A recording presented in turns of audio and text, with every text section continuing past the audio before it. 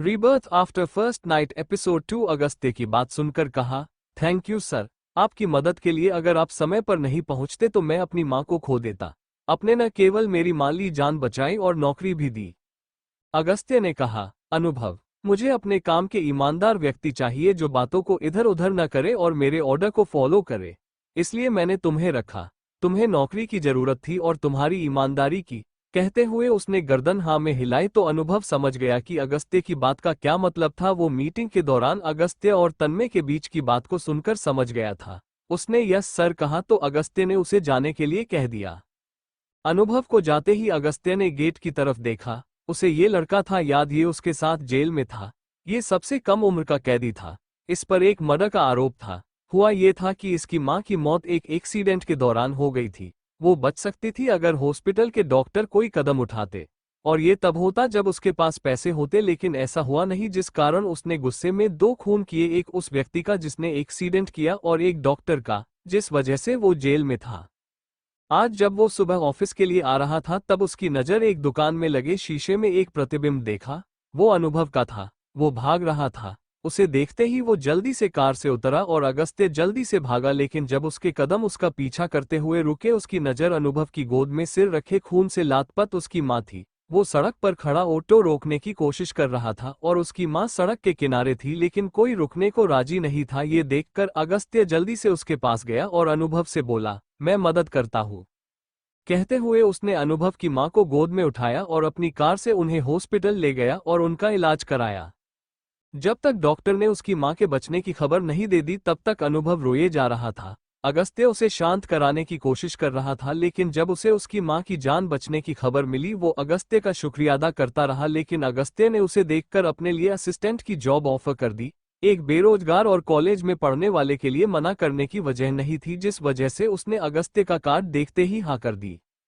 फिर क्या, अगस्त्य कुछ देर उसके वहां रुकने के बाद उसे यहाँ ले आया। उसे अनुभव पर इतना तो था कि उसे एक ईमानदार व्यक्ति मिला है। उसने अपनी नजरें नीचे की और अपने काम में लग गया। शाम को एक सुनसान सड़क पर इक्का दुक्का गाड़ियों ही चल रही थी। उसी सड़क पर एक सफेद कार खड़ी हुई थी। उसे खड़े हुए काफी देर हो गया था, तभी उस सड़क पर एक काली कार आकर रुकी और उस कार के गेट खुला और उसमें से तन्मय बाहर निकला और उस सफेद कार के सामने तन्मय कार के पास आया और खिड़की पर नोक करने लगा। कार की खिड़की नीचे हुई और उसमें से अभिमन्यु का चेहरा नजर आया। उसने तन्मय को देखकर कहा, क्यों बुलाया है? तन्मय ने कहा, मुझे पैसे की जरूरत है, 15 लाख। अभिमन्यु ने भन्हे उठाकर कहा, मैं क्यों दूं भला तुम्हें पैसे? तन्मय ने कंधे उठाते हुए कहा, मत दो। मैं जाकर अगस्त्य को बता दूंगा कि तुम कंपनी में बैठे बैठे क्या कर रहे हो। अगस्त्य को शक पहले ही तुम पर है। अगर मैंने तुम्हारे बारे में बता दिया तो ये शक यकीन में बदल जाएगा और तुम्हारे साथ क्या होगा मुझे भी नहीं पता। कहते हुए वो मुस्कुरा दिया। अभिमन्यु ने तन्मय की तरफ देखा। वो उसे ब्लैकमेल कर रहा था। उसने अपनी आंखों पर चश्मा लगाते हुए कहा, मिल जाएंगे तुम्हें पैसे। कहते हुए उसने कार आगे बढ़ा दी। अभिमन्यु की कार को जाता देखकर तन्मय हंसते हुए अपनी कार की तरफ जा रहा था, तभी एक ट्रक तेजी से आया और उसे रौंद कर चला गया। अभिमन्यु ने अपनी कार के शीशे से देखा, फिर तिरछा मुस्कुरा दिया। यहाँ अगस्त्य ऑफिस के बाद घर आया तो गेट के पास उसके कानों में हंसने की आवाज पड़ी। आवाज सुनकर उसके कदम उसी दिशा में घूम गए। वो हाथ में बैग लिए गेट से हटकर बगीचे के दूसरे सिरे की तरफ बढ़ गया। वहां पहुंचते ही उसके कदम रुक गए। सामने जगदीश और सिया बैठे हुए बातें कर रहे थे और बातें करते हुए हंस रहे थे। सिया शायद उसके ऑफिस जाने के बाद आई थी। वो वैसे ही खड़ा जगदीश और सिया को हंसते हुए देख रहा था। कमाल की जिंदगी थी। जिस लड़की को वो पिछले जन्म में जानता तक नहीं था, चेहरा तक नहीं देखा था, वो इस जन्म में उसकी जीवन साथी बन गई थी। वो वैसे ही खड़ा उन्हें देख रहा था, तभी जगदीश की नजर उस पर गई तो उन्होंने उसे आवाज लगाते हुए कहा, अगस्त्य, वहां क्यों खड़े हो, यहाँ आओ। जगदीश की आवाज सुनकर सिया ने भी गर्दन अगस्त्य की तरफ घुमा दी। अगस्त्य जगदीश की आवाज सुनकर होश में आया और उनके पास आते हुए बोला, आज आप सैर पर नहीं गए डैड? जगदीश ने कहा, जाने वाला था लेकिन सोचा कि आज सिया बेटा को बगीचा ही दिखा दूं। अगस्त्य ने सिया की तरफ देखकर कहा, आप कब आए? वो ये सवाल पूछते हुए सिया को ही देख रहा था। वो हल्की गुलाबी साड़ी में थी। आज उसके गले में सिर्फ मंगलसूत्र था। हाँ, उसकी मांग में सिंदूर भी था जो उसे आकर्षक बना रहे थे। सिया ने कहा, दोपहर में भाई छोड़ने आए थे। सिया की आवाज सुनकर वो होश में आया और बोला, और घर में सब कैसे हैं? सिया ने कहा, सब ठीक है। आगे अगस्त्य को कुछ समझ नहीं आया तो उसने अपनी गर्दन जगदीश की तरफ घुमाते हुए कहा, आप लोग बातें करिए, तब तक मैं फ्रेश हो आता हूँ। कहते हुए वो चला गया और फिर क्या जगदीश और सिया आपस में बातें करने लगे। कुछ देर बाद पूरा परिवार खाने की टेबल पर बैठा हुआ खाना खा रहा था। तभी अभिमन्यु ने वहां की शांति भंग करते हुए कहा, वैसे भाई, आप और भाभी कहाँ जाने वाले हैं? अभिमन्यु की बात सुनकर अगस्त्य और सिया ने एक दूसरे की तरफ देखा, फिर अभिमन्यु की तरफ देखा। अभिमन्यु ने रुकते हुए कहा, हे डैड, इन्होंने तो अभी तक कुछ सोचा ही नहीं। Very bad, very bad. Jagdish ने अभिमन्यु की बात से सहमत होते हुए कहा, हाँ अगस्त्य, क्या हुआ? कब जाने वाले हैं आप दोनों? अगस्त्य ने सिया को देखा जो उन सबकी बातें सुनकर सिर नीचे किए जल्दी जल्दी खाना खा रही थी। फिर उसने कहा, डैड, वो रहने देते हैं न, अभी ऑफिस में भी काम है, फिर कभी चले जाएंगे हम दोनों। अभिमन्यु ने जल्दी से कहा, अने ऐसे कैसे? ऑफिस का काम मैं संभाल लूंगा। आप दोनों की नई नई शादी हुई है, आपको जाना चाहिए। अगस्त्य ने अभिमन्यु की तरफ देखा, न जाने उसके दिमाग में क्या चल रहा था, लेकिन जो भी चल रहा था वो खतरनाक ही था। जगदीश ने अभिमन्यु की बात सुनकर अगस्त्य को समझाते हुए कहा, हाँ बेटा, आप दोनों को जाना चाहिए। वैसे भी अभी नहीं तो कब घुमाओगे? काम तो होता रहेगा, क्यों सिया बेटा? उन्होंने सिया का नाम अचानक से लिया तो सिया ने चौंकते हुए कहा, हाँ, नहीं, रहने ही देते हैं। अभिमन्यु ने तापक से बोला, ऐसे कैसे रहने देते हैं? अरे आपको जाना चाहिए। मैं खुद आपकी टिकट बुक करता हूँ। अभी जाता हूँ, आप दोनों कल के कल ही जाएंगे। मुझे नहीं पता। कहते हुए वो वहां से चला गया। अगस्त्य ने अभिमन्यु को जाते देखा, वो पता नहीं क्या करने की कोशिश कर रहा था। तभी उसकी नजर सिया पर गई जो खाली प्लेट को देख रही थी। उसने सिया से कहा, और कुछ लाऊं? वो खाने की बात कर रहा था जिसके जवाब में सिया ने न में सिर हिला दिया। अगस्त्य ने एक सेवेंट को उसे कमरे में ले जाने के लिए कह दिया। सिया के जाने के बाद अगस्त्य ने जगदीश से कहा, लेकिन डैड, ऐसी हालत में मैं कैसे सिया को कहीं ले सकता हूँ? कहीं उसकी तबीयत न बिगड़ जाए। जगदीश अगस्त्य की परेशानी समझ रहे थे। वो खड़े हुए तो अगस्त्य भी उसके साथ खड़ा हो गया और वो दोनों जगदीश के कमरे की तरफ जाने लगे। जगदीश ने बढ़ते हुए अगस्त्य के कंधे पर हाथ रखते हुए कहा, तुम हो ना ध्यान रखने के लिए। उसके डैड को उस पर विश्वास था और अगस्त्य उनके इस विश्वास को तोड़ना नहीं चाहता था। जगदीश ने आगे कहा, वैसे भी तुम ऑफिस में बिजी हो जाओगे, ऐसे में वो बोर ही हो जाएगी, इसलिए उसे घुमाने ले जाओ। अगस्त्य ने बस हाँ में सिर हिला दिया और खड़े होते हुए कहा, ठीक है। तभी जगदीश ने उसे रोकते हुए कहा, तुम कह रहे थे कि तुम एक्यूपंक्चर कर सकते हो। अगस्त्य को अचानक याद आया तो कहा, ओह हाँ, मैं आज से ही शुरू कर देता हूँ। Good night. कहकर वो वहां से चला गया। जगदीश भी अपने कमरे में चले गए।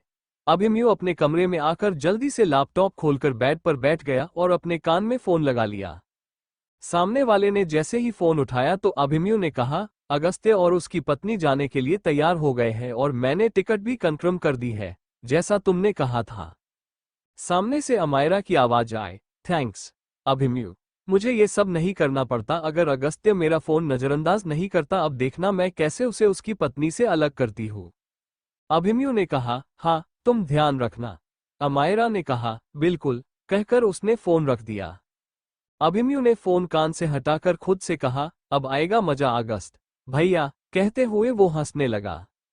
इधर अगस्त्य अपने कमरे में आया तो उसने देखा सिया बेड पर बैठी हुई थी। सेर्वेंट ने उसके कपड़े बदल दिए थे, इसलिए वो अब ढीली और हल्की पीली टी शर्ट और वैसे ही पजामे में थी। वो बेड पर बैठे हुए किताब पढ़ रही थी।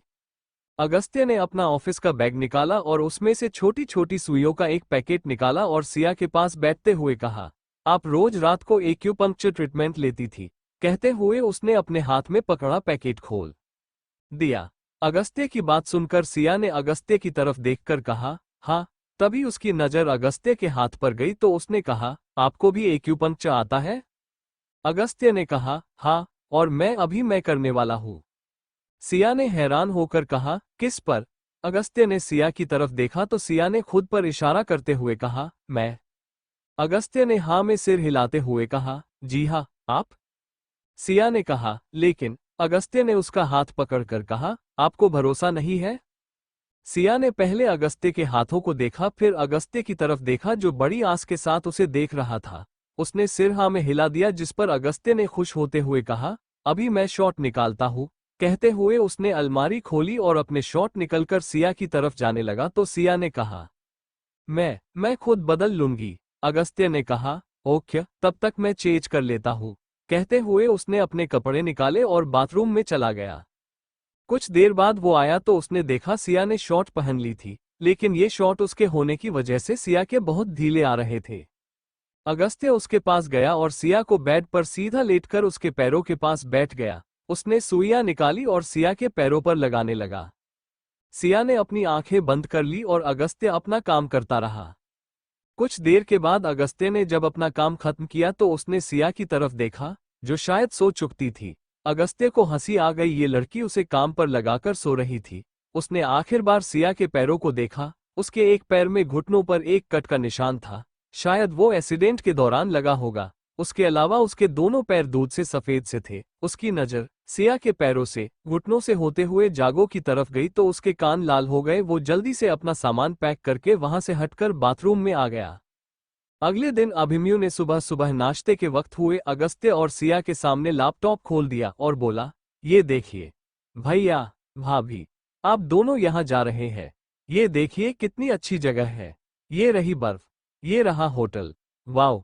वो ये एक एक करके लैपटॉप की स्क्रीन बदल रहा था और अलग अलग फोटो दिखा रहा था। अगस्त्य ने तस्वीरें देखकर कहा, मनाली। अभिमन्यु ने कहा, हाँ भाई, आप दोनों की फ्लाइट आज शाम को ही है, इसलिए भाई आज आप ऑफिस न जाकर पैकिंग में भाभी की मदद करिए। क्यों डैड? जगदीश ने कहा, हाँ बिल्कुल, शाम को निकलना है, कुछ जरूरत हो तो खरीदना भी, इसलिए तुम ऑफिस नहीं जा रहे। अगस्त्य ने देखा अभिमन्यु डैड के पीछे खड़ा होकर अपनी बात मनवा रहा था। उसने बस सिर हिला दिया। अभिमन्यु खुश हो गया और अपना नाश्ता करने लगा, लेकिन अगस्त्य अपना नाश्ता करते हुए किसी और ही सोच में था, इसलिए वो धीरे धीरे खाना खा रहा था और ये बात सिया की नज़रों ने पकड़ ली थी। उसे लगा कि अगस्त्य काम छोड़कर जाने की वजह से परेशान है, इसलिए उसने नाश्ते के बाद अगस्त्य से बात करने की सोची। नाश्ता करने के बाद अभिमन्यु ऑफिस जाने का कहकर निकल गया और जगदीश किसी दोस्त से मिलने के लिए चले गए। अब घर में बस अगस्त्य और सिया ही अकेले थे। नाश्ते के बाद सिया ने सेवेट की तरफ देखा तो अगस्त्य ने अपने हाथ साफ करते हुए उसे रोक दिया और सिया को अपनी बाहों में उठाकर हॉल में रखे सोफे पर बैठाते हुए बोला, आप कुछ देर रुको, मैं अभी आता हूँ। अपनी बात कहकर वो बिना सिया की सुने चला गया। सिया के दिमाग ने अभी अगस्त्य द्वारा की गई हालत समझने में समय लगा, लेकिन जब उसे समझ आया तब तक अगस्त्य उसके बगल में आकर बैठ गया। वो अपने हाथ में लैपटॉप लेकर आया था। अगस्त्य लैपटॉप खोलने लगा तभी सिया ने कहा, आप मुझे ऐसे उठाया मत करिए।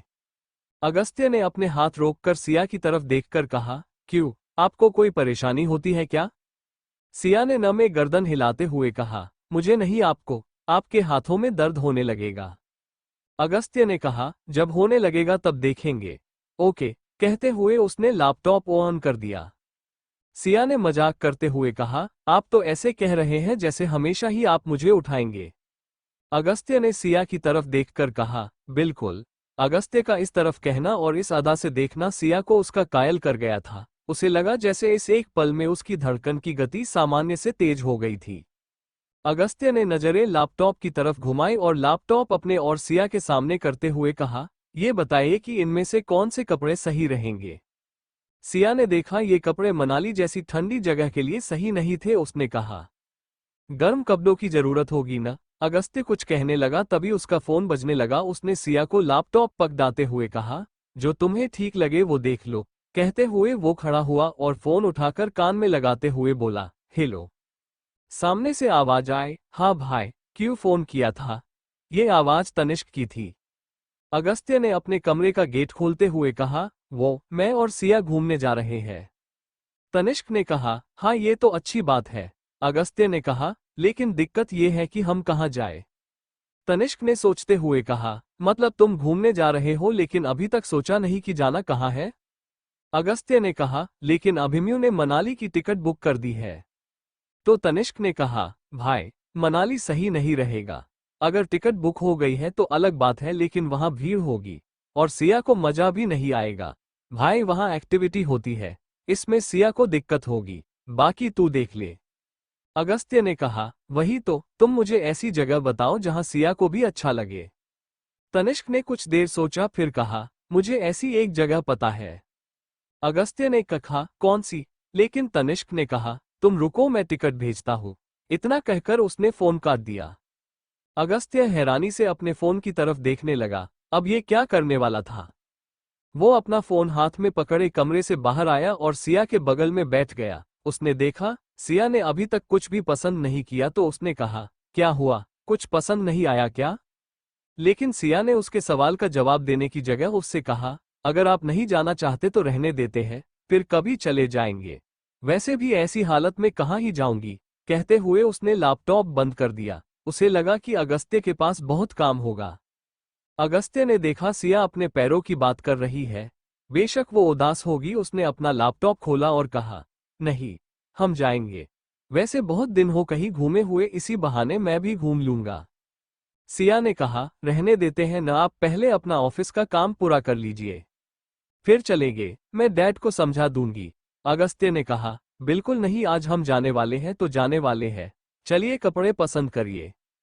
सिया को लगा अगस्त्य शायद जगदीश के डर से कर रहा है तो उसने कहा, मेरा मन नहीं है, आप करिए, मुझे मेरे कमरे में जाना है, आप पसंद कर लीजिए जो लेना है। अगस्त्य ने सिर पर हाथ रखते हुए कहा, मैं आपके कपड़े कैसे ले सकता हूँ? कहते हुए वो मुस्कुरा दिया तो सिया को अपनी बात समझ आई तो उसने अगस्त्य के हाथ से लैपटॉप लेते हुए कहा, लाइए।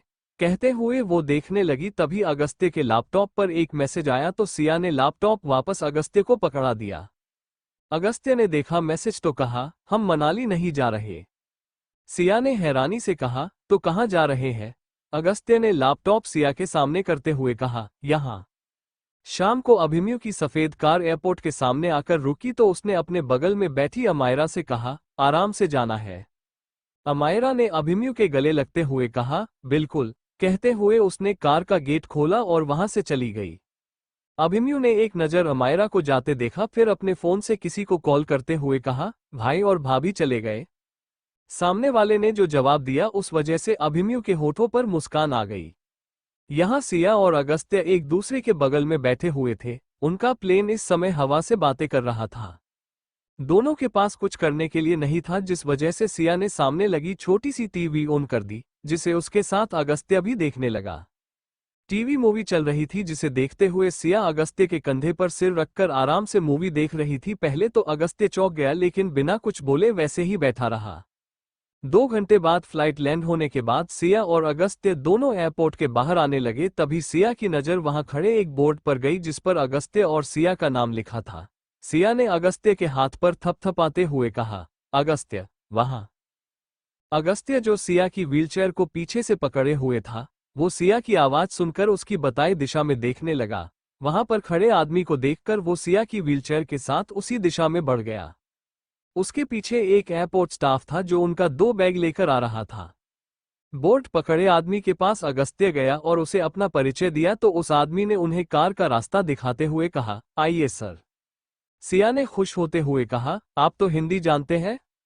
सिया उससे बात कर रही थी और अगस्त्य स्टाफ से बैग लेकर ड्राइवर की मदद से कार की डिक्की में रख रहा था। उस आदमी ने कार का गेट खोलते हुए सिया से कहा, जी मैडम, मैं मुंबई से हूँ। सिया ने खुश होते हुए कहा, वाओ, हम भी मुंबई से हैं। तभी अगस्त्य ने सिया को गोद में उठाया और उसे सीट पर बैठा दिया, लेकिन सिया का ध्यान सिर्फ बातों में था। उस आदमी ने अगस्त्य के लिए कार का गेट खोला तो अगस्त्य बैठ गया। अगस्त्य ने आदमी की तरफ देखकर कहा, वैसे आपने अपना नाम क्या बताया? उस आदमी ने सिर पर हाथ रखते हुए कहा, अरे, मैं तो बताना भूल गया। मेरा नाम विशाल है। मैं आपका गाइड हूँ। मैं आपकी ऊटी की प्रसिद्ध जगहों पर घुमाऊंगा। आप मेरे होते हुए निश्चित हो जाइए, आपकी ये ट्रिप यादगार रहेगी। विशाल की बात सुनकर सिया खुश हो गई और बोली, ये, आप और बताइए यहाँ के बारे में। कहते हुए उसने जैसे ही खिड़की के बाहर देखा तो खुश होते हुए कहा, वाओ। अगस्त्य ने देखा सिया यहाँ बहुत खुश नजर आ रही थी। उसे खुश देखकर उसके होठों पर भी मुस्कान आ गई। वो तिरछी नजर से उसे ही देखता रहा। आज सफर का कहकर उसने सिया को साड़ी पहनने नहीं दी थी, इसलिए वो लाल सूट और पीले प्लाजो में थी। लेकिन कपड़े बदलने के बाद भी उसका श्रृंगार वही था। उसके गले मंगलसूत्र और उसके मांग में सिंदूर जो उसे खूबसूरत बना रहे थे, उसके हाथ में अब बहुत सारी चूड़ियों की जगह दो दो कड़े ने ले ली थी, जो उसके हाथ में लगी मेहंदी की शोभा बढ़ा रही थी। उसकी चोर नजरें पूरे रास्ते भर उसे ही ताकते हुए आई थी। ऐसे ही कार का सफर खत्म हुआ और वो दोनों एक होटल के सामने पहुंच गए। अगस्त्य सिया के साथ सीधा अपने कमरे की तरफ बढ़ गए। सिया ने देखा उनकी सुविधा के लिए अगस्त्य ने ग्राउंड फ्लोर का ही कमरा लिया था। ये देखकर उसे खुशी हुई। रात होने की वजह से उन्हें वहां कुछ देखना का समय नहीं मिला। लेकिन जैसे ही अगस्त्य ने कमरे का गेट खोला और सिया की व्हीलचेयर को कमरे के अंदर करते हुए खुद कमरे के अंदर आया, उन दोनों का मुंह खुला का खुला रह गया। अगस्त्य ने तो ये नज़ारा एक बार अपनी पहली रात को देख भी लिया, जिस वजह से उसे कम फर्क पड़ा था, लेकिन सिया के लिए ये पहला अनुभव था, तो उसके कान लाल हो गए थे। अगस्त्य ने जैसे ही गर्दन नीचे करके सिया की तरफ देखा तो उसे हंसी आ गई, लेकिन उसने अपनी हंसी पर काबू किया और सिया को अपनी गोद में उठा लिया। सिया जो अभी इस कमरे को गुलाब की पंखुड़ियों और रंग बिरंगी लाइटों के साथ सजी देख रही थी, अगस्त्य की अचानक की गई हरकत से चौंक गई और बोली, क्या करे हैं आप? अगस्त्य पहले तो सिया के सवाल से हैरान हुआ, लेकिन जब उसने सिया का चेहरा देखा जो हड़बड़ा रही थी, तो उसने सिया को बेड पर बैठाते हुए कहा, आपको बेड पर बैठा रहा हूं। सिया को बैठाने के बाद वो भी बेड पर बैठ गया। अगस्त्य की बात सुनकर सिया झेप गई और इधर उधर देखने लगी। तभी उसकी नजर बेड पर रखे स्वान पर गई जो टॉवल से बनाए गए थे। उसने उस पर हाथ लगाते हुए कहा, क्यूट। सिया की आवाज के साथ अगस्त्य की गर्दन भी उस तरफ उठ गई। वो बेड के नीचे पैर लटकाए लेट गया और अपनी आंखें बंद कर ली। सिया ने देखा अगस्त्य थके होने की वजह से आंखें बंद किए हुए था, तो वो चुप हो गई और कमरे में नजर घुमाने लगी। उसे ये कमरा बहुत प्यारा लग रहा था। उसकी नजरें पूरे कमरे से होते हुए अगस्त्य पर रुक गई थी। वो सफेद शर्ट और हल्की ब्राउन जीन्स में था। उसके हाथ में घड़ी बंधी हुई थी और दूसरे हाथ में कड़ा था। उसकी नजरें धीरे धीरे अगस्त्य के चेहरे की तरफ उठ गई। उसकी लंबी पलकें उसकी आंखों को ढकी हुई थी। उसकी नाक नुकीली और साथ में होठ और उसके आसपास हल्की दाढ़ी और साथ में घनी मूछें। वो इन सब में बहुत हैंडसम लग रहा था। वो एक टक अगस्त्य को ही देखती जा रही थी, लेकिन उसे इस बात का एहसास ही नहीं था। अगस्त्य जो काफी देर से अपने चेहरे पर सिया की नजरें महसूस कर रहा था, उसके होठ हिले और उसकी आवाज सिया के कानों में आए। अगस्त्य ने कहा, अगर आपने जी भर के देख लिया हो तो मैं अपनी आंखें खोल सकता हूँ। अगस्त्य की आवाज सुनकर सिया हड़बड़ा गई और खींचते हुए बोली, जी। अगस्त्य ने अपनी आंखें खोल ली और अपने सिर के पीछे हाथ रखकर टेढ़ा होते हुए कहा, यही अगर आप ऐसे ही देखेगी तो मुझे नींद नहीं आएगी। सिया ने गर्दन दूसरी तरफ करते हुए कहा, मैं आपको नहीं देख रही थी। अगस्त्य ने बैठते हुए कहा, तो फिर? सिया कुछ चुप रही, फिर अपना हाथ आगे करते हुए बोली, मैं तो ये देख रही थी कि आप सोए तो नहीं, क्योंकि मुझे अपना फोन चाहिए। अगस्त्य ने अपनी जेब से दोनों फोन निकालकर कहा, आप झूठ बोल रही है। सिया ने अपना फोन लेते हुए कहा, आपकी आंखें बंद थी तो आपको कैसे पता? अगस्त्य ने कहा, बस पता है। सिया कुछ कहने को हुई, तभी कमरे के गेट पर दस्तक हुई। सिया ने राहत की सांस ली। वहीं अगस्त्य खड़ा हुआ और गेट खोल दिया। वहां स्टाफ खड़ा था जो उसके दो बैग लिए खड़ा था। उसने बैग लिए और गेट बंद कर दिया। अगस्त्य ने सिया को और परेशान किए बिना कहा, चलो अब कपड़े चेंज कर लेते हैं, फिर डिनर कर लेंगे। कहते हुए वो एक बैग खोलने लगा जो सिया की थी। सिया बेड पर बैठे अगस्त्य को बैग खोलते देख रही थी। अगस्त्य ने बैग खोलने के बाद सिया की तरफ देखा, जैसे पूछ रहा हो कि वो क्या पहनना चाहती है। सिया ने अगस्त्य का सवाल समझकर बैग में देखा और कहा, ये नाइटी ठीक रहेगी। कहते हुए उसने एक जगह इशारा कर दिया। अगस्त्य ने सिया के बताए कपड़े निकाल दिए और जैसे ही बैग बंद करने लगा तभी सिया ने कहा, और भी कपड़े लेने हैं। अगस्त्य ने अपने हाथ में पकड़ी सिया की नाइटी की तरफ देखा और कहा, और क्या लेना है? अगस्त्य का सवाल सुनकर सिया की आवाज उसके गले में अटक गई। उसे समझ नहीं आया कि वो क्या कहे और अगस्त्य अपने जवाब का इंतजार कर रहा था। तभी सिया ने गला साफ करते हुए कहा, वो, हाँ मुझे नहाना है ना, तो और भी कपड़े लेने होंगे। सिया की ये बात अगस्त्य समझ गया और बैग सिया की तरफ करते हुए बोला, ले लो, मैं किसी को भेजता हूँ तुम्हारी मदद के लिए।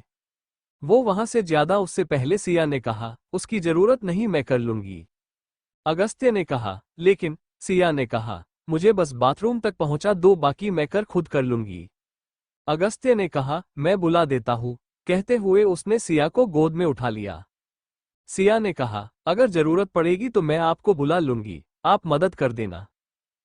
अगस्त्य ने सिया को नीचे टब में बैठाया और हैरानी से उसे देखा तो सिया ने कहा, मैं यहाँ किसी को नहीं जानती, इसलिए आप मेरी मदद कर देना।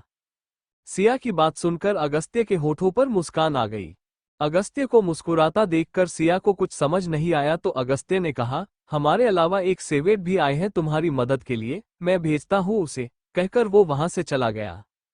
अगस्त्य के जाते ही सिया ने जीभ दांतों के बीच दबा ली। उसे क्या पता था कि अगस्त्य ने इस बारे में पहले से ही सोचा हुआ है। अगर उसे पता होता तो वो सब नहीं कहती जो उसने अभी अभी कहा। उसने गर्दन हिलाते हुए कहा, ये अगस्त्य की ही गलती थी, पहले मुझे बताया ही नहीं, कहते हुए उनसे मुंह बना लिया। कुछ देर बाद सिया एक सेवेट की मदद से फ्रेश हो गई। उसके बाद अगस्त्य भी फ्रेश होकर आ गया। तब तक सिया ने जगदीश को फोन करके अपने पहुंचने की सूचना उन्हें दे दी। अगस्त्य के फ्रेश होने के बाद दोनों ने वही कमरे में डिनर किया और फिर अगस्त्य ने सिया को बेड पर लेटाया और उसे एक्यूपंक्चर थेरेपी देना लगा। थेरेपी के बाद सिया और अगस्त्य थके होने की वजह से सो गए। अगली सुबह अभी सही से सूर्य भी नहीं निकला था कि तभी अगस्त्य ने सिया को जगा दिया। सिया ने जब घड़ी में 4 बजे देखा तो अगस्त्य को सोने का कहकर खुद भी नींद में जाने लगी, लेकिन अगस्त्य ने उसे जबरदस्ती उठाया और तैयार होने को बोल दिया। सिया बेमन से सेवेट द्वारा तैयार होने लगी। वो अकेली नहीं थी बल्कि उस सेवेट को भी नींद आ रही थी, लेकिन अगस्त्य के ऑर्डर की वजह से जबरदस्ती उठी और सिया को तैयार करके अगस्त्य के सामने कर दिया। अगस्त्य और सिया एक लकड़ी की बेंच पर बैठे हुए थे। अभी सुबह के 5:30 बज रहे थे। सिया वहां बैठे बैठे उबासी ले रही थी। उसे समझ नहीं आ रहा था कि अगस्त्य उसे इतनी सुबह सुबह यहाँ क्यों लाया था। उसने नजरें इधर उधर घुमाई तो यहाँ पर इस समय लोगों को देखकर वो हैरान हो गई और बोली, इतनी सुबह लोग उठकर यहाँ करने क्या आते हैं? तभी अगस्त्य ने कहा, ये देखने आते हैं। अगस्त्य की आवाज सुनकर सिया ने गर्दन घुमाई तो उसके मुंह के शब्द उसके मुंह में ही रह गए और उसका मुंह खुला का खुला रह गया। सामने सूर्योदय हो रहा था। एक तरफ जहां चांद ढल रहा था वहीं सूर्य का आगमन वातावरण को मनमोहित कर रहा था। आसमान जहां कुछ सूर्य के रंग से पीले और संतरी हो रहे थे वहीं रात की छाया भी नजर आ रही थी। सूर्य के आगमन का ये रूप देखकर सिया की आंखें और मुंह खुले के खुले रह गए थे। अगस्त्य जो अभी तक खुद इस दृश्य को देखने में गुम हो गया था, उसने नजर जैसे ही सिया की तरफ घुमाई उसके होठों पर हल्की मुस्कान की लकीर आ गई। वो लड़की अब भी मुंह खोले हुए थी। उसने अपना हाथ बढ़ाकर सिया का मुंह बंद किया तो सिया होश में आई और नजर अगस्त्य की तरफ घुमाकर कहा, ये जगह आपको किसने बताई? अगस्त्य ने कहा, विशाल ने रात में बताई थी। कहते हुए वो बेंच से खड़ा हुआ और नीचे बैठ गया। सिया शायद उसका इशारा समझ गई और अपने दोनों हाथ अगस्त्य के पीछे डाले हुए उसकी पीठ पर चढ़ गई। अगस्त्य खड़ा हुआ और उसे अपनी पीठ पर लादे हुए आगे बढ़ने लगा। तभी सिया ने कहा, अब आगे क्या? अगस्त्य ने कहा, आगे अभी हमें कहीं और भी जाना। सिया ने कहा, कहाँ? अगस्त्य ने जवाब नहीं दिया और बल्कि आगे बढ़ गया। सिया जवाब न मिलने की वजह से मुंह बनाकर अगस्त्य की सवारी करती रही। कुछ देर बाद सिया मुंह फुलाए पेट के बल लेटी हुई थी। उसके दोनों हाथ एक के एक करके उसकी चिन के नीचे रखे हुए लेटी थी। उसके ऊपर एक सफेद चादर थी। उसने अपनी आंखें खोलकर सामने देखा जहां अगस्त्य सोफे पर बैठा हुआ एक मैगजीन पढ़ रहा था। अगस्त्य ने एक बार मैगजीन से नजर उठाकर सिया को देखा, फिर जबरदस्ती मुस्कुरा दिया। सिया ने मुंह बनाते हुए कहा, आप यहाँ आने की बात कर रहे थे? अगस्त्य ने कहा, क्या दिक्कत है यहाँ जो तुम मुंह फुलाकर बैठी हो? वो सिया के पैरों की मालिश करवाने के लिए यहाँ ले आया था। शायद सिया को पसंद नहीं आई थी ये जगह। सिया ने कहा, आपको इस जगह के बारे में बताया किसने? मैं उसे छोड़ूंगी नहीं, विशाल ने बताया। वो गुस्सा हो रही थी। अगस्त्य ने नजर उठाकर सिया के पैरों की मालिश कर रही लड़की को देखा, जिसे खुद भी समझ नहीं आ रहा था कि सिया गुस्से में क्यों है। उसने फिर सिया को देखा और कहा, नहीं, मुझे किसी और ने बताया है। सिया ने अगस्त्य पर नजर जमाते हुए कहा, कौन है? अगस्त्य ने सोचकर कहा, मैं बाद में बताऊंगा। कहते हुए वो खड़ा हुआ और वहां से जाने के लिए तैयार हो गया, क्योंकि अगर वो वहां रहा था सिया गुस्सा ही करेगी। सिया ने कहा, कहाँ जा रहे हो? मुझे भी लेकर जाओ, मैं नहीं रुकने वाली, कहते हुए हाथ हिलाने लगी। अगस्त्य सिया के पास आया और बोला, मालिश करा लो, फिर घूमने चलेंगे। सिया ने कहा, नहीं, मुझे अभी जाना है। अगस्त्य सिया की बच्चों वाली हरकतों से परेशान हो गया। वो उसे शांत कराने के लिए बोला, अभी शांत रहो, मालिश तुम्हारे पैरों के लिए अच्छी है। मुझे थोड़ा काम भी है, मैं आधे घंटे में आ जाऊंगा। इतनी देर की ही बात है। सिया ने कहा, बस आधे घंटे। अगस्त्य ने सिर हिला दिया तो सिया ने कहा, ठीक है, कहते हुए को शांत हो गई। सिया के शांत होने के बाद तो नहीं से बाहर निकला और अपने कपड़े बदलकर एक स्ट्रीम रूम में आकर बैठ गया।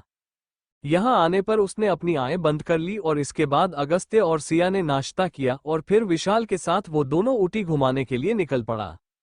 विशाल उन्हें सबसे पहले रोज गार्डन लेकर गया। सिया अपनी व्हीलचेयर पर बैठी थी और अगस्त्य के हाथ उसकी व्हीलचेयर को पीछे से पकड़े हुए था। विशाल उन्हें वहां के फूलों के बारे में बता रहा था, लेकिन अगस्त्य का ध्यान जहां विशाल की बातों पर था वहीं सिया का ध्यान वहां की गई फूलों की कारीगरी पर था। अभी विशाल आगे कह ही रहा था तभी सिया ने अगस्त्य की बांह पकड़ते हुए कहा, वहां अगस्त्य, वहां चलो ना। अगस्त्य ने एक नजर विशाल को देखा और मुस्कुरा दिया, फिर सिया को लेकर उस ओर बढ़ गया। बदले में विशाल भी बस मुस्कुरा दिया और सिया की बताई फूलों के बारे में बताने लगा। तभी सिया ने दोबारा कहा, अगस्त्य, वहां देखो कितने अच्छे फूल है, वो देखो झूला भी है। अगस्त्य सिया की व्हीलचेयर लेकर उस ओर जाने लगा। तभी विशाल ने कहा, कोई बात नहीं सर, यहां आने पर ऐसा ही होता है। सब कुछ इतना खूबसूरत लगता है कि लोग समझ ही नहीं पाते कहां जाए, इसलिए वो यहाँ के बारे में भी नहीं सुनते। आप दोनों यहाँ घूमिए, मैं इंतजार करता हूँ। अपनी बात कहकर वो वहां से चला गया। अगस्त्य ने सिर नीचे करके सिया को देखा और कहा, भगा दिया ना। सिया ने अगस्त्य की बातों पर ध्यान नहीं दिया और कहा, वहां चलो ना। अगस्त्य ने अफसोस में सिर हिला दिया और उसे यहां वहां घुमाने लगा। रोज गार्डन के बाद एमरल्ड डैम के पास विशाल ने कार रोकी तो अगस्त्य और सिया वहां कुछ देर रुके और घूमने लगे। सिया का मन व्हीलचेयर पर बैठने का नहीं था, जिस वजह से अगस्त्य ने उसे अपनी पीठ पर उठा लिया। यहां घूमने के बाद वो वापस कार में बैठे। विशाल ने ड्राइवर को कार झील की तरफ घुमाने के लिए कह दिया। ऊटी की झील के पास आकर उन्होंने साथ में एक रेस्टोरेंट में लंच किया। लंच के बाद अगस्त्य सिया को झील में बोटिंग करने आ गए। वो इस नाव में अकेले थे। अगस्त्य शांति से बैठा हुआ था, लेकिन सिया अपने फोन को पकड़े आसपास की फोटो खींच रही थी। थोड़ी देर फोटो खींचने के बाद सिया ने अपना फोन नीचे करते हुए कहा, अब कहाँ जाएंगे? अगस्त्य ने थोड़ा सोचकर कहा, वापस होटल। शाम को पूरे दिन घूमने के बाद होटल पहुंचने के बाद थके होने की वजह से सिया बेड पर लेट गई। सिया को बेड पर लेटाने के बाद अगस्त्य वही सोफे पर बैठ गया। इतने समय बाद घूमकर उसे बहुत मजा आया था। उसने पानी की बोतल उठाई और पानी पीने लगा। तभी उसका फोन बजा। उसने फोन कान में लगाकर कहा, हेलो। सामने से अनुभव की आवाज आई, गुड इवनिंग बॉस, मैंने फाइल आपको मेल कर दी है। अगस्त्य खड़ा हुआ और शीशे के सामने आ गया। उसने एक नजर अपने आप को शीशे में देखा। नीली शर्ट और नीली जीन्स में था। उसने अपने सेट बालों को हाथ से बिगड़ाते हुए कहा, हम और कुछ। सामने से अनुभव ने कहा, बॉस, आज अभिमन्यु सर लंच के बाद नहीं आए थे। अगस्त्य के हाथ बालों पर रुक गए। उसने हाथ नीचे करते हुए कहा, और? अनुभव ने कहा, और जो टीम मीटिंग में गई थी उनका काम क्लाइंट को पसंद आया है, उन्होंने कॉन्ट्रैक्ट दे दिया है। अगस्त्य ने अपने गले से सोने की चैन निकालते हुए कहा, गुड, और तुम्हारी माँ की तबीयत कैसी है? अगस्त्य के इस सवाल से अनुभव की आवाज में खुशी आ गई। उसने कहा, वो ठीक है, कल वो घर वापस आ जाएगी। अगस्त्य ने कहा, हम ठीक है। कहते हुए उसने फोन रख दिया और पलटकर फोन टेबल पर रखते हुए बेड पर लेटी सिया की तरफ देखा, जो बेड पर लेटे लेटे सो गई थी। वो आज थक गई थी। उसे खुशी थी कि सिया को भी मजा आया, लेकिन इस दौरान वो बच्चों की तरह इधर उधर जाने के लिए जिद कर रही थी। लेकिन अगस्त्य उससे परेशान कम खुश ज्यादा था। वो उसके साथ बातें भी कर रही थी। उसने अपने हाथ से सिया के चेहरे पर आए बालों को पीछे किया। उसने एक सफेद और नीली लॉन्ग फ्रॉक पहनी थी, जिस पर कुछ फूलों के साथ लंबी लाइनों के डिजाइन थे, जो उसकी दूध सी सफेद त्वचा में बहुत खूबसूरत लग रहे थे। उसे ये लड़की सबसे अलग लगती थी। शायद वो कभी भी अपने साथ उसे दिखाना नहीं भूलती। वो मंगलसूत्र और सिंदूर नहीं भूलती थी, इसलिए वो उसे सबसे अलग लगती थी। अचानक उसे सिया के पैरों का ख्याल आया। सिया की ड्रेस उसके सही से लेटने की वजह से उलझ गई थी और ऊपर सरक गई, जिस वजह से उसके पैर दिख रहे थे। उसने चादर उसके पैरों पर डाल दी और अपने कपड़े बदलकर वहीं बैठ गया। अभी रात के 7 बजे थे। उसने लैपटॉप निकाला और अनुभव के भेजे मेल को देखने लगा। मुंबई अभिमन्यु कुछ लोगों के सामने बैठा था। वो लोग दिखने में कोई एम्प्लॉय लग रहे थे। अभी वो बात कर ही रहा था, तभी उसका फोन बजा। उसने फोन की तरफ देखा तो उस पर अमायरा का नाम दिखने लगा। उसने फोन काट दिया। लेकिन उसका फोन दोबारा बजा तो वो वहां से उठकर बाहर आ गया और फोन कान में लगाते हुए बोला, अमायरा अभी मैं बिजी हूँ। लेकिन तभी अमायरा ने उसकी बात काटते हुए कहा, यहाँ अगस्त्य नहीं है? अमायरा की बात सुनकर अभिमन्यु ने कहा, वो वही होगा। मैंने खुद उसकी टिकट बुक करी थी। ऐसे कैसे नहीं है? अमायरा ने कहा, मुझे नहीं पता लेकिन मेरे बगल वाले रूम में कोई और है, अगस्त्य और सिया नहीं है। अभिमन्यु ने अपने बालों को मुद्दी में भरते हुए कहा, ये दोनों मनाली में नहीं है तो कहाँ है? तभी उसे अमायरा का ध्यान आया तो उसने कहा, मैं पता करता हूँ। क्यों न तुम अपने दोस्तों के साथ घूम लो, मनाली बहुत खूबसूरत जगह है।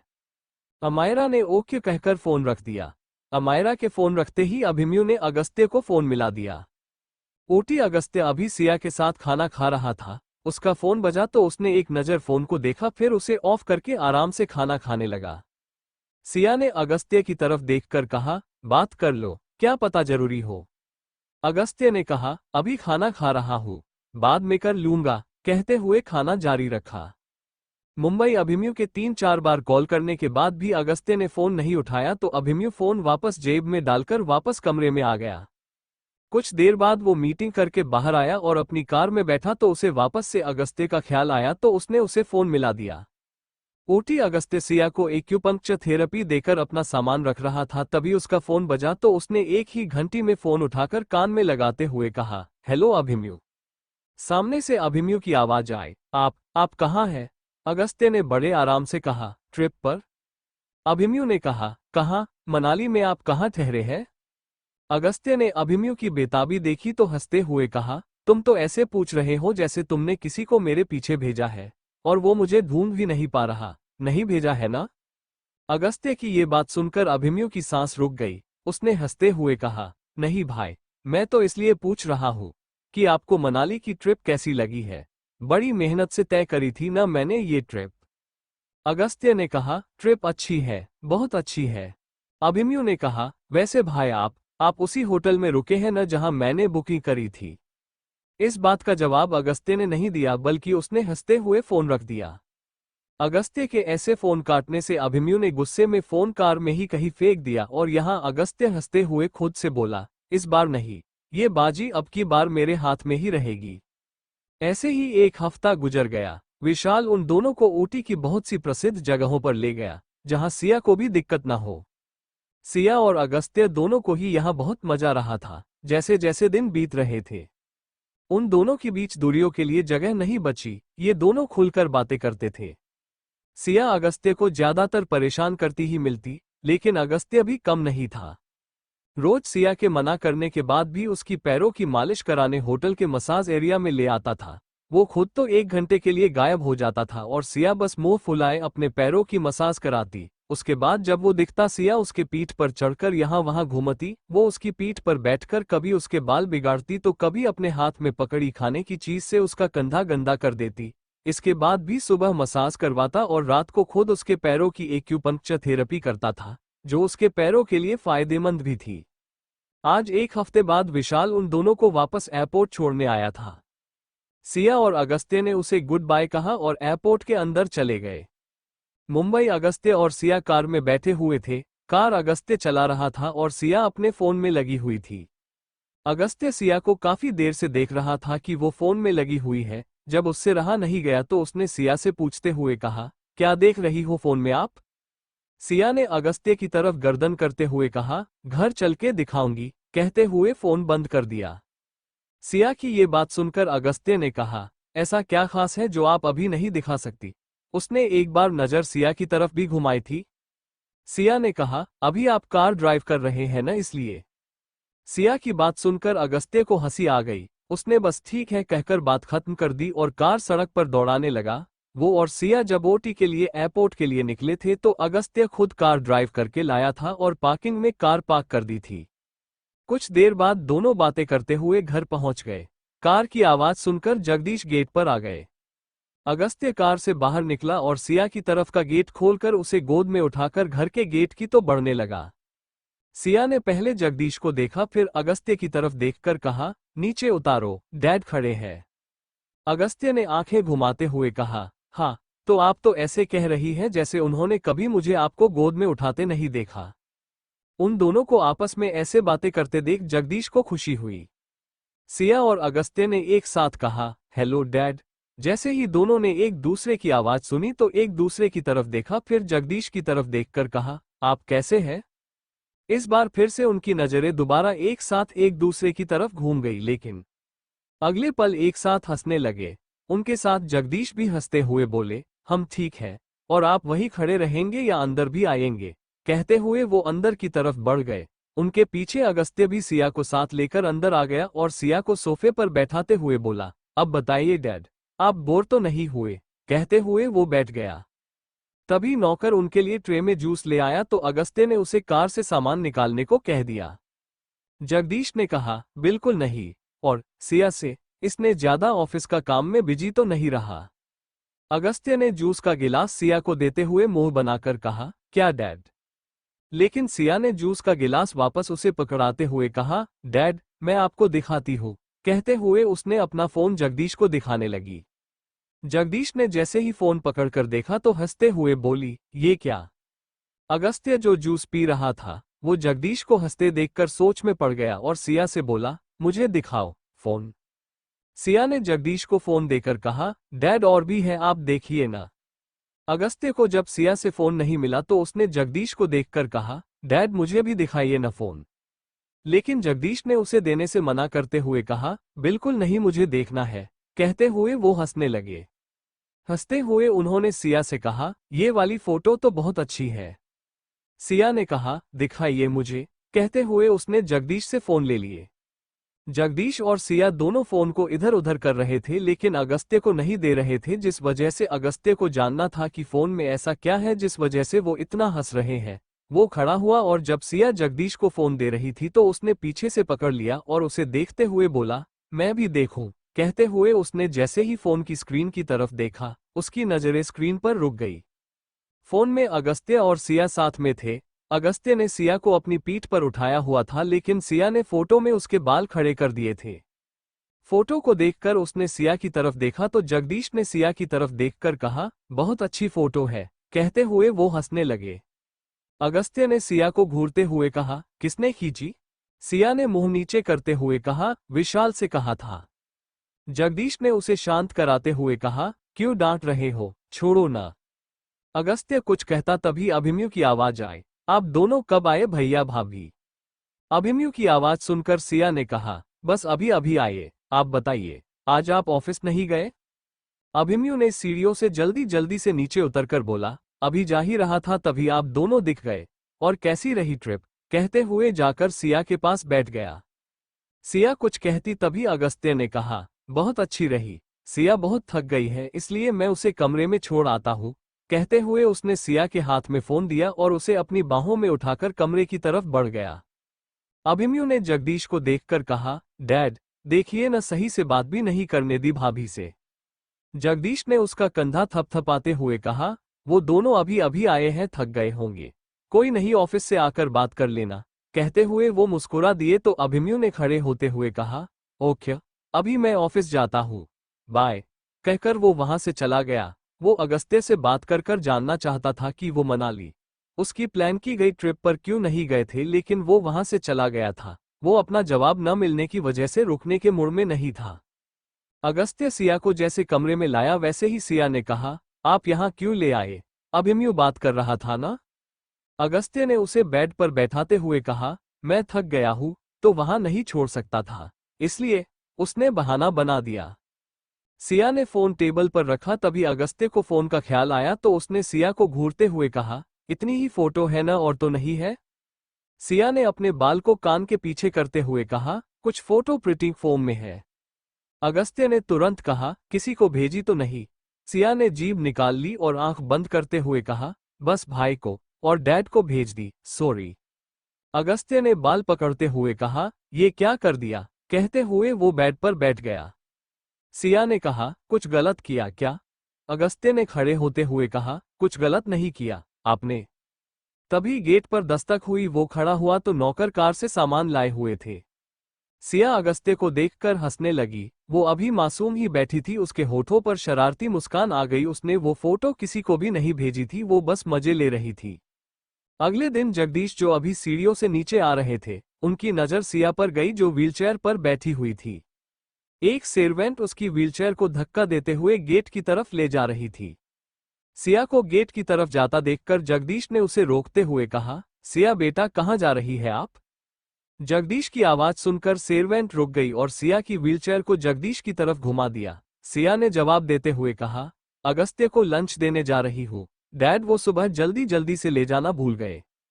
जगदीश ने उसे आराम से जाने के लिए कह दिया तो वो सर्वेंट के साथ वहां से अगस्त्य के ऑफिस जाने के लिए कार में आ गई। ए ग्रुप ड्राइवर ने कार बिल्डिंग के सामने रोकी। सर्वेंट जल्दी से कार से बाहर निकली और सिया की व्हीलचेयर कार से बाहर निकाली और सिया को उस पर बैठाने में मदद करने लगी। तभी अनुभव वहां आ गया और अपना परिचय देते हुए कहा, हेलो मैडम, मैं बॉस का असिस्टेंट हूँ। अभी 1 हफ्ते पहले ही ज्वाइन किया। जगदीश सर ने आपके आने की खबर दे दी है। बॉस अभी व्यस्त है तो मैं आ गया हूँ, कहते हुए वो उसे अंदर ले जाने लगा। सिया ने मुस्कुराकर उसे हेलो कहा और सर्वेंट की मदद से उसके पीछे जाने लगी। सर्वेंट सिया को ऑफिस में छोड़कर चली गई। अनुभव ने सिया से कहा, यस, मैं सोच ही रहा था मैंने आपको कहीं देखा है, आप एक एक्टर है ना? सिया ने हैरानी से कहा, ये किसने बताया आपको? कहते हुए उसने लंच वही टेबल पर रख दिया। अनुभव ने कहा, मैंने आपकी मूवी देखी है। मैंने ज्यादा मूवी नहीं देखी, लेकिन एक तो देखी ही है। सिया ने कहा, वैसे भी ये पहले की बात है, कहते हुए वो उदास हो गई। अनुभव ने जब ये देखा तो उसे अपनी गलती का एहसास हुआ। उसने सिया के जख्म ताज़ा कर दिए थे। उसने जल्दी से सिया के कहा, मैडम मैं आपके लिए कुछ भेजता हूँ, अभी सर मीटिंग में है, जैसे ही वो निकलेंगे मैं आपके आने की खबर उन्हें दे दूंगा। सिया ने गर्दन हाँ में हिला दी। अनुभव जल्दी से वहां से चला गया। सिया गर्दन उठाकर अगस्त्य का ऑफिस देखने लगी। किसी आम ऑफिस की तरह था अगस्त्य का ऑफिस, लेकिन इसमें एक चीज खास थी कि उसके गेट पर शीशे की दीवार थी जिसके बाहर से तो कुछ नहीं लेकिन अंदर से सब दिखता था। ऑफिस के एक टेबल और एक तरफ एक कुर्सी जो शायद अगस्त्य के बैठने के लिए थी और दूसरी तरफ 2 कुर्सी जो आने वाले के बैठने के लिए थी। यहाँ सोफा और उसके एक छोटी टेबल थी और सोफे के पीछे एक छोटी सी बुक शेल्फ थी जिस पर अगस्त्य की फाइल्स रखी थी और उसके साथ में टीवी भी लगा था और उसके नीचे एक छोटा काउच था जो आराम करने के लिए था। सिया उस कैबिन को देख रही थी, तभी उसकी नज़र एक गेट पर गई। वो अपनी व्हीलचेयर उस गेट के पास ले गई और वो गेट खोल दिया। उस गेट को खोलकर वो हैरान रह गई। ये एक कमरा था। वो व्हीलचेयर उस कमरे में ले गई और पूरे कमरे को देखने लगी। ये कमरा तो हैरान करने वाला था। जो अगस्त्य के कैबिन से दीवार लग रही थी वो एक शीशे की दीवार थी जो इस तरफ से अगस्त्य के कैबिन को साफ दिखा रही थी। ये कमरा किसी नॉर्मल कमरे की तरह था जहां बेड और फ्रिज भी था। अभी वो कमरे को देख रही थी तभी उसके कानों में आवाज पड़ी। उसने जैसे ही आवाज सुनी उसने गर्दन उस शीशे की दीवार की तरफ घुमा ली। अगस्त्य अपने कैबिन में आया था। उसे देखकर वो जल्दी से व्हीलचेयर को चलाते हुए गेट के पास आई, लेकिन तभी उसके कानों में किसी लड़की की आवाज आई तो वो रुक गई। एक लड़की अगस्त्य के पीछे से आई और अपने दोनों हाथ अगस्त्य के पीछे से गले में डालते हुए कहा, I miss you, thank you for listening. मुझे उम्मीद है आपको ये स्टोरी पसंद आई होगी। अगर आपको पसंद आए है तो प्लीज लाइक और कमेंट करना ना भूलें और मोर स्टोरीज के लिए सब्सक्राइब करें। मिलते हैं नेक्स्ट वीडियो में।